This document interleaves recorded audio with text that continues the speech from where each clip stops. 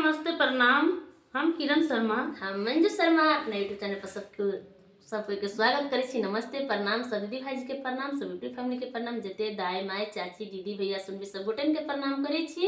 और हम दोनों देवरानी जेठानी जा रहे छी बहुत प्यारा से बेटी विवाह गीत बनावा। अहाँ सब जरूर सुनब, कमेंट करके जरूर बताए और हमारा चैनल के अहाँ सब जरूर सपोर्ट करो, प्यारा आशीर्वाद दिए, जहिना दै छी तहिना आगा बढ़ावित रहो और सब कोई भूलब नहीं कोई हमरा और आगा बढ़ावे की कोशिश करो। बहुत प्यारा इनका भूल जाए तो भूल जाए, हमरा नहीं कोई गोटन भूलब, हमरा भूल जाए तो भूल जाए। हमरा चैनल के सपोर्ट करना है, किरण मंजू गीत वन चैनल के अहाँ सब सपोर्ट करना है, नहीं भूलब।